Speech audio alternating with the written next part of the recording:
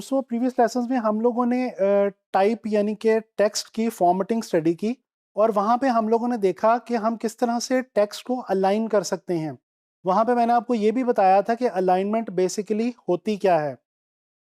दोस्तों टेक्स्ट को जिस तरह से हम अलाइन कर सकते हैं, इसी तरह से हम इलस्ट्रेटर के अंदर ऑब्जेक्ट्स को भी अलाइन कर सकते हैं। मैं यहाँ पे आपको थोड़ा सा अलाइनमेंट का कॉन्सेप्ट जो है वो दोबारा बताना चाहता हूँ। दोस्तों अलाइनमेंट का मतलब है किसी भी चीज़ की प्लेसमेंट, फिर चाहे वो टेक्स्ट हो या ऑब्जेक्ट्स हों या कोई इलस्ट्रेशन के डिफरेंट पोर्शंस या पार्ट्स हों। आप जब भी अलाइन करना चाहते हैं किसी भी चीज़ को, तो बेसिकली आप दो या दो से ज़्यादा चीज़ों को आपस में एक दूसरे के साथ प्लेस कर रहे होते हैं और किसी खास तरीके से या किसी खास फॉर्मेट में प्लेस कर रहे होते हैं। इस लेसन में हम लोग देखने लगे हैं एडोबी इलस्ट्रेटर में हम लोग ऑब्जेक्ट्स को किस तरह से अलाइन करते हैं आपस में। इसके अलावा थोड़ा सा मैं आपको बताऊंगा डिस्ट्रीब्यूशन के हवाले से। डिस्ट्रीब्यूशन का मतलब है जो ऑब्जेक्ट्स हैं उनकी आपस की स्पेसिंग हम किस तरह से मैनेज करते हैं। तो चलें जी, चलते हैं इलस्ट्रेटर की तरफ और देखते हैं अलाइनमेंट ऑफ ऑब्जेक्ट्स। अलाइनमेंट समझाने के लिए सबसे पहले मैं आपको ये बताता चलूं कि यहाँ पे विंडो के पैनल में जब आप जाएंगे तो आपके पास यहाँ पे अलाइन की ऑप्शन ऊपर ही मौजूद है। इसकी शॉर्ट की जो है ये आप देख सकते हैं, सामने लिखी हुई है शिफ्ट प्लस F7। आप शिफ्ट F7 क्लिक करेंगे तो ये पूरा पैनल जो है अलाइनमेंट का ये आपके सामने ओपन हो जाएगा। जैसा कि आप देख सकते हैं मैंने बाकी एक्स्ट्रा पैनल्स यहाँ पे इस वक्त क्लोज रखे हुए हैं और सिर्फ अलाइनमेंट का जो पैनल है ये मैंने यहाँ पे आपके लिए ओपन किया है। अच्छा जी, अब अलाइनमेंट के लिए हम सबसे पहले क्या करते हैं कि हम एक यहाँ पे बॉक्स क्रिएट कर लेते हैं। ये देखें, ये मैंने एक स्क्वायर जो है ये यहाँ पे अपने आर्टबोर्ड पे क्रिएट किया। इससे पहले कि ये जो अलाइनमेंट की ऑप्शंस हैं ऊपर आपको नज़र आ रही हैं, इनको समझाने से पहले मैं आपको ये बताना चाहता हूँ कि बेसिकली हमारे पास ऑब्जेक्ट्स की अलाइनमेंट 3 किस्म की होती है इलस्ट्रेटर में। आप दोस्तों किसी भी ऑब्जेक्ट को अपने आर्टबोर्ड के अकॉर्डिंगली अलाइन कर सकते हैं, किसी खास दूसरे ऑब्जेक्ट के अकॉर्डिंगली अलाइन कर सकते हैं, या फिर कोई एक सिलेक्शन लेके मल्टीपल ऑब्जेक्ट्स की उसके अकॉर्डिंगली भी आप अपने किसी भी ऑब्जेक्ट को अलाइन कर सकते हैं। तो चलें इन चीज़ों को ज़रा, इन तीनों ऑप्शंस को जो है वो स्टडी करते हैं। अच्छा, सबसे पहले यहाँ पे ये देखें, बॉटम के अंदर इस जगह पे आपको ये एक डॉक नज़र आ रही है। अब जैसे इस पर क्लिक करते हैं यहाँ पे लिखा आ रहा है जी align to artboard, align to selection, align to key object. हम सबसे पहले देखेंगे अलाइन टू आर्टबोर्ड को। अच्छा, अब ये मैंने एक यहाँ पे स्क्वायर लिया हुआ है और मेरा आर्टबोर्ड जो है वो बाकी तमाम खाली है। अब मैं यहाँ से अलाइनमेंट की जिस ऑप्शन को क्लिक करता जाऊंगा उस ऑप्शन के अकॉर्डिंगली मेरा ये जो स्क्वायर है ये इस पूरे मेरे आर्टबोर्ड के साथ साथ अलाइन होता जाएगा। चलें देखते हैं, स्टार्ट करते हैं कि कौन कौन सी ऑप्शंस हमारे पास यहाँ पे अवेलेबल हैं। अच्छा, ये सबसे पहले यहाँ पे ये देखें, हमारे पास ऑप्शन है जी हॉरिजॉन्टल अलाइन लेफ्ट की, यानी हॉरिजॉन्टली हमारे पास ये लेफ्ट अलाइन ऑब्जेक्ट आ रहा है इस आर्टबोर्ड के हवाले से। अच्छा, इसी तरह फिर हमारे पास ऑप्शन है जी हॉरिजॉन्टल अलाइन राइट की। जब हम इस पर क्लिक करते हैं तो ये हम देखते हैं हमारा जो स्क्वायर है ये हमारे आर्टबोर्ड के लिहाज से राइट साइड पे हॉरिजॉन्टली अलाइन हो गया। इसी तरह से हमारे पास यहाँ पे वर्टिकल की ऑप्शंस मौजूद हैं। वर्टिकल अलाइन टॉप, ये बिल्कुल टॉप के ऊपर अलाइन हो जाएगा। वर्टिकल अलाइन बॉटम, बॉटम पे अलाइन हो जाएगा। इसी तरह से हमारे पास ये दो सेंटर में ऑप्शंस हैं, इनको ज़रा देखते हैं। पहले मैं क्लिक करता हूँ जी हॉरिजॉन्टल अलाइन सेंटर। आप देख सकते हैं कि मेरा जो ऑब्जेक्ट है वो मेरे आर्ट बोर्ड के बिल्कुल सेंटर में आ गया हॉरिजॉन्टली, लेकिन वर्टिकली अभी वो उसके बॉटम में ही है।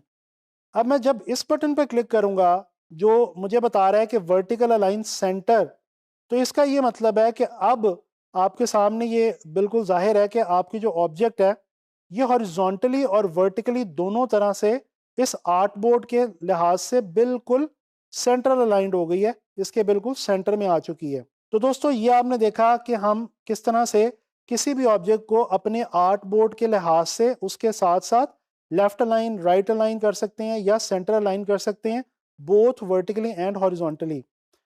अब मैं क्या करता हूँ कि मैं इसी बॉक्स को थोड़ा सा बड़ा कर रहा हूँ, इसी स्क्वायर को, और इसके साथ इसकी एक कॉपी ले रहा हूँ जिसका मैं कलर चेंज कर दूंगा।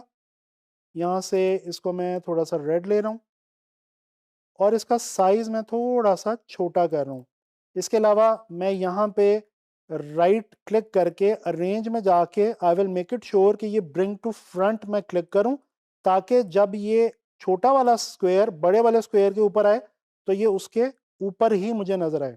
अच्छा जी, अब मैं क्या करता हूँ, मैं इन दोनों को सिलेक्ट करता हूँ। सिलेक्ट करने के बाद मैं यहाँ पे आता हूँ। आप देखिए ये जो ऑप्शन पहले आपको ऑन नज़र नहीं आ रही थी, अब यहाँ पे ऑन हो गई है, एप्लीकेबल हो गई है, अलाइन टू की ऑब्जेक्ट। जैसे ही मैं अलाइन टू की ऑब्जेक्ट के ऊपर क्लिक करता हूँ, तो आप देख सकते हैं कि ये एक जो ऑब्जेक्ट है, मेरा छोटे वाला जो स्क्वायर है, ये सिलेक्ट हो गया है।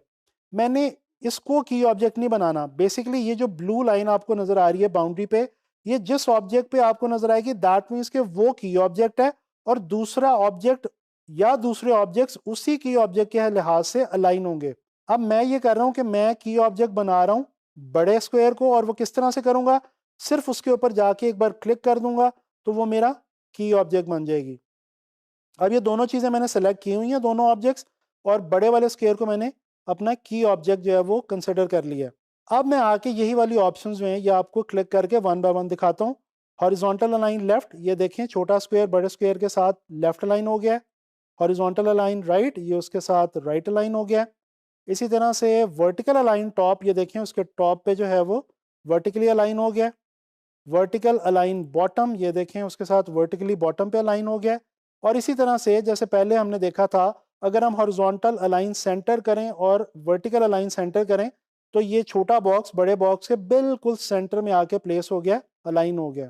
तो ये हमने देखा दोस्तों कि हम दो ऑब्जेक्ट्स को या दो से ज़्यादा ऑब्जेक्ट्स को किसी एक को की ऑब्जेक्ट बना के उसके अकॉर्डिंगली किस तरह से अलाइन करते हैं। मैं ये दोनों जो है वो फिलहाल यहाँ पे डिलीट कर रहा हूँ। मैं एक नया बॉक्स छोटा सा ले रहा हूँ, एक स्क्वायर, और इसके अलावा मैं यहाँ पे इसकी कुछ कॉपीज लूँगा दो, और एक मैं यहाँ पे लूँगा एलिप्स टूल की मदद से सर्कल। अच्छा, इस सर्कल का मैं साइज़ थोड़ा सा बड़ा करूँगा, और अब इन तमाम चीज़ों का जो कलर है वो मैं चारों ऑब्जेक्ट्स का अपनी का थोड़ा थोड़ा डिफरेंट कर देता हूँ, ताकि मैं सेग्रीगेट कर सकूँ, पहचान सकूँ, और देख सकूँ कि मेरी कौन सी जो चीज़ है वो कहाँ पे जाके प्लेस हो रही है। अच्छा जी, ये हमने चार जो है वो शेप्स ले ली। अब हम इनको ड्रैग करके सेलेक्ट करते हैं। ये देखें ये चारों शेप्स हमारी सेलेक्ट हो गई हैं। यहाँ पे हमारे पास एक ऑप्शन है अलाइन टू सिलेक्शन की, जो कि हमारी तीसरी ऑप्शन है। इस पे जैसे ही हम क्लिक करते हैं तो अब ये देखें, अब जो मैं अलाइनमेंट करूंगा वो इस सेलेक्टेड एरिया के अकॉर्डिंगली होगी। चलें जी, क्लिक करके देखते हैं। हॉरिजॉन्टल अलाइन लेफ्ट, ये देखें जो बॉक्सेस हैं वो क्योंकि छोटे हैं वो आपको लेफ्ट लाइन नजर आ रहे हैं। हॉरिजॉन्टल अलाइन राइट, ये देखें सर्कल क्योंकि बड़ा है बॉक्सेस छोटे हैं तो ये आपको राइट साइड पे बॉक्सेस नजर आ रहे हैं। इसी तरह से वर्टिकल अलाइन टॉप। अच्छा, अब ये वर्टिकल अलाइन टॉप करने के लिए मुझे बेसिकली इनको प्लेस करना पड़ेगा इस तरह से हॉरिजॉन्टली। अब मैं इनको दोबारा सेलेक्ट करता हूँ और मैं करता हूँ वर्टिकल अलाइन टॉप, तो ये देखें टॉप के ऊपर चारों जो ऑब्जेक्ट्स हैं ये अलाइन हो गए हैं। इसी तरह से जब मैं बॉटम में इनको अलाइन करता हूँ वर्टिकली तो ये चारों बॉटम में अलाइन हो जाते हैं। और अब मैं क्या करूँगा, मैं इन तीन स्क्वेयर्स को सिलेक्ट करके, बल्कि मैं इसको सर्कल को सिलेक्ट करता हूँ, अरेंज में जाता हूँ और मैं इसको कर देता हूँ जी सेंड टू बैक, यानी इसको मैं सबसे पीछे छोड़ देता हूँ ताकि बाकी जो मेरे स्क्वेयर्स हैं वो मुझे इसके ऊपर नज़र आ सकें। अब मैं सेलेक्ट करूँगा और मैं क्या करने जा रहा हूँ, horizontal align centre and vertical align centre. आप देख सकते हैं कि ये तमाम के तमाम ऑब्जेक्ट्स एक दूसरे के साथ वर्टिकली और हॉरिजॉन्टली सेंटर में अलाइन हो गए हैं। और अगर मैं इनको अलग अलग करूं तो ये देखें ये अलग अलग मुझे नज़र आ रहे हैं। तो दोस्तों ये हमने देख ली अलाइनमेंट। अब हमने सिर्फ थोड़ा सा देखना है जी डिस्ट्रीब्यूशन के हवाले से। उसके लिए मैं क्या करूँगा, मैं यहाँ पे एक छोटा सा स्क्वायर लेता हूँ, इसकी मैं कुछ ऑप्शंस ले लेता हूँ, और ये मैं ऑल्ट और शिफ्ट की मदद से इसको मैं डुप्लीकेट कर रहा हूँ। अब मैं करूँगा क्या कि मैं ये जो इन बॉक्सेस के बीच में जो डिस्टेंस है, स्पेसिंग है, इसको मैं थोड़ा सा अनइवन छोड़ रहा हूँ जान के, इंटेंशनली आपको समझाने के लिए, ताकि मैं आपको बता सकूँ कि डिस्ट्रीब्यूशन क्या है। दोस्तों जिस तरह अलाइनमेंट प्लेसिंग है इस तरह डिस्ट्रीब्यूशन स्पेसिंग है, यानी कि ये जो स्पेसेस हैं ये हम किस तरह से इवन बना सकते हैं वो हम करेंगे डिस्ट्रीब्यूट की मदद से। मैं इन चारों को सिलेक्ट करता हूँ, यहाँ पे आके मैं अलाइन टू सिलेक्शन के ऑप्शन को चूज करता हूँ, और मैं यहाँ पे वर्टिकल डिस्ट्रीब्यूट सेंटर, ये देखें दोस्तों जैसे मैंने वर्टिकली डिस्ट्रीब्यूट सेंटर किया है तो ये जो चारों मेरे बॉक्सेस के बीच में जो स्पेसेस थी वो इवन हो गई हैं। इसी तरह से अगर मैं इनको यहाँ पे प्लेस कर दूं हॉरिजॉन्टली, और अब मैं इनके जो बीच का जो डिस्टेंस है उसको मैं थोड़ा सा कहीं से कम कहीं से ज़्यादा कर रहा हूँ जान के। अब मैं इनको सेलेक्ट करता हूँ, ऑप्शन मेरी यहाँ से है अलाइन टू सिलेक्शन, और मैं डिस्ट्रीब्यूट करता हूँ हॉरिजॉन्टली। तो ये देखें अगेन, हॉरिजॉन्टली डिस्ट्रीब्यूट करने से जो हॉरिजॉन्टल स्पेसेस हैं इन चारों बॉक्सेस के बीच में वो इवन रिप्लेस हो गई हैं। तो दोस्तों ये आप लोगों ने देखा कि हम लोग किस तरह से अलाइनमेंट और डिस्ट्रीब्यूशन की मदद से किसी भी ऑब्जेक्ट्स को, चाहे वो मल्टीपल ऑब्जेक्ट्स हों, एक ऑब्जेक्ट हो या एक से ज़्यादा ऑब्जेक्ट्स हों, उनको अलाइन कर सकते हैं आर्ट बोर्ड के साथ और आपस में सिलेक्शन के साथ, या उनमें से किसी एक को मास्टर ऑब्जेक्ट बना के, हम की ऑब्जेक्ट बना के उसके हवाले से उसके अकॉर्डिंगली बाकियों को भी अलाइन कर सकते हैं।